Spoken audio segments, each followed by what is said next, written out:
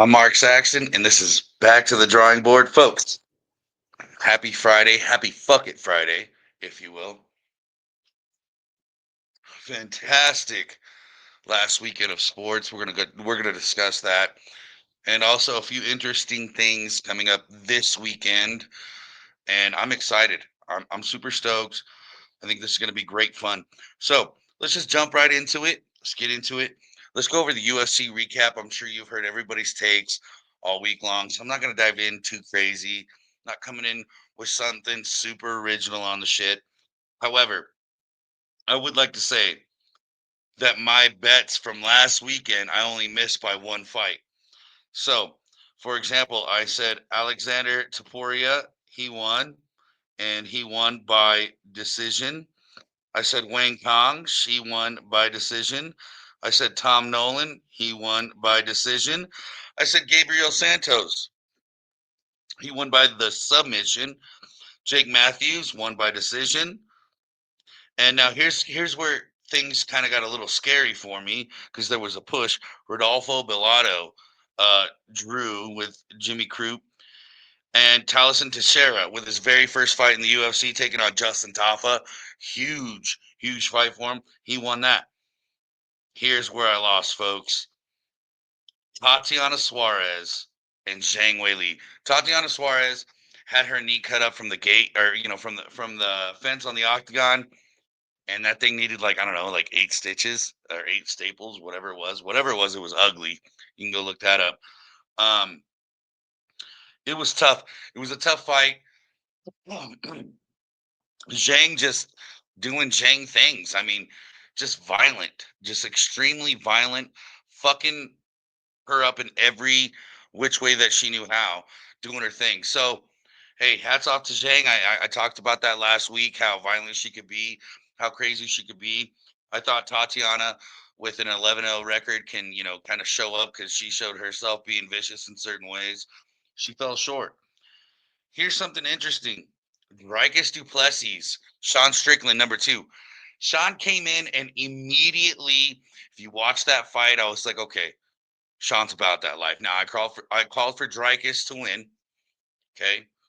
Um, but Sean came in and I was like, oh shit, he's got that Tyson look in him, if you will. And he was just kind of pacing back and forth and just looking. And I mean, he had that focus in his eyes. Came out ultimately flat. Think he got his nose broke in the third round or the fourth round, whatever it was. And Sean Strickland just hasn't been the same really as Dricus Duplessis with another win, and it was an easy decision, in my opinion. As I mean, just came with it. He came with it.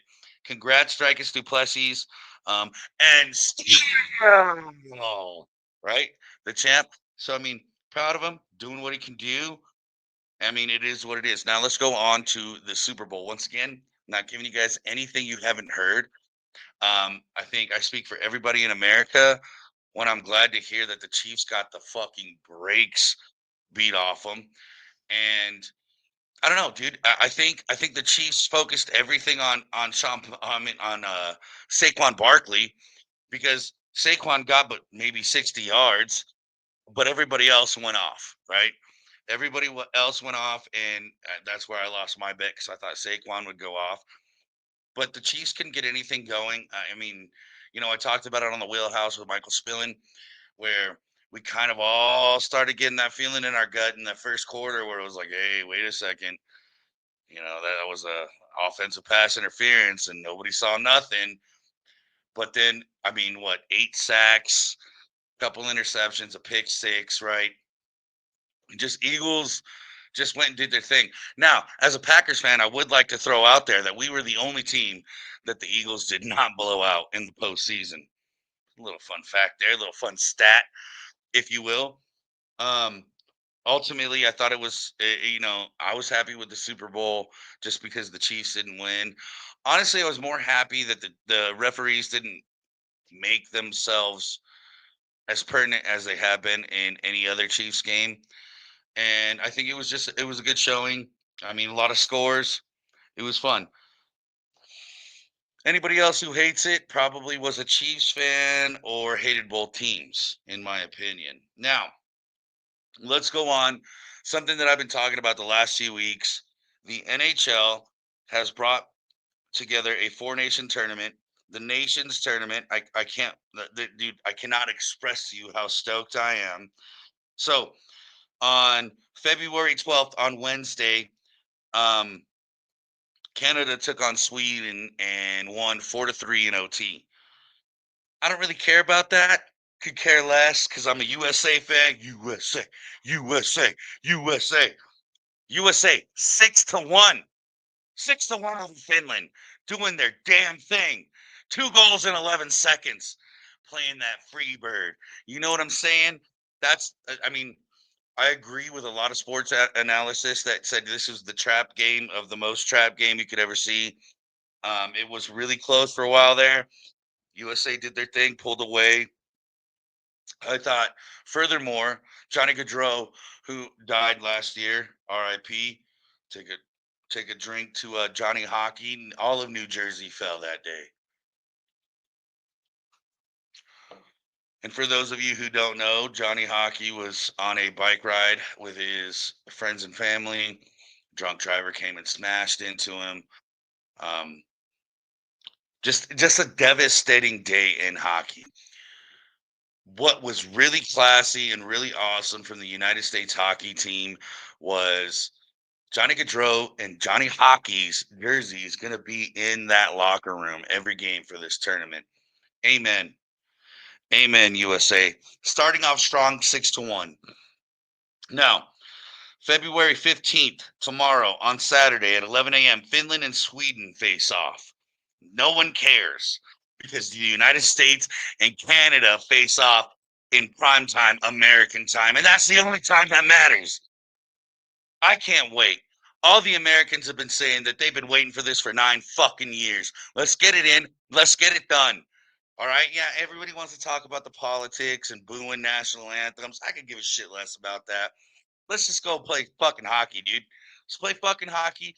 I don't care about who's president or prime minister you love or don't love. No one gives a shit because it's going to get down and it's going to get settled right there on that fucking pond. Let's get it handled, boys. USA, I'm calling it right now. USA wins 3-2. 3-2.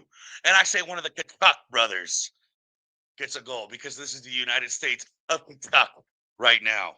Getting it done. I'm fucking stoked. Ready to rock and roll. That being said, let's move it on to our fucking Friday bets. Because it's Friday and fuck it, why not? First and foremost, I got Texas A&M. This is college basketball minus 410. I'm going to take them. I got Appalachian State minus 180. Charleston minus 375. S D S U S D S U. Fight, fight, fight. I got them at minus 118. I got ASU at minus 205. New Mexico State at minus 270. Kansas at minus 285. UConn, just because it was a simple pick, at minus 1100. And Tennessee at minus 800.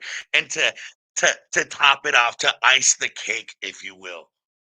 To ice the cake, if you will. Emphasis on ice. USA over Canada. USA, the favorite, at a minus 110. $5, folks, on that 10 leg parlay. Get you 146.09. Let's make that paper this weekend. I'm excited. It's going to be a fun weekend. We do have a UFC fight night. I think that'll be entertaining. I think it'll be fun. I don't think anything Dana White puts out is boring.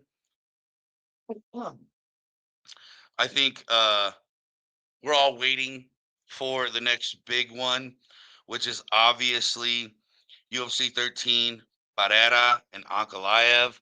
I think Barrera's going to knock his ass out. Justin Gaethje's coming back in. Bruno Silva's coming back in. We've got some guys coming back. We'll talk about that later in the next few weeks. However, for now, enjoy an entertaining free fight night. Rodriguez and Kanye is going to go ahead and go at it on the main card there. Youssef Zalala. I don't know that guy, but I do know Calvin Qatar, and Calvin is going to do work at 23-8. So, going to be some fun. Going to have some fun this weekend. Have some beers, kick it back, enjoy the sports that are given. March Madness right around the corner. The NHL heating up. NBA heating up after that crazy trade deadline. Um, dude, just buckle in, strap down, and just let your sports take care of you. And once again, I'm Mark Saxon. Thank you for joining me. Once again, folks, this is back to the drawing board. Have a weekend, have a fucking night, and then end it with having a fucking beer.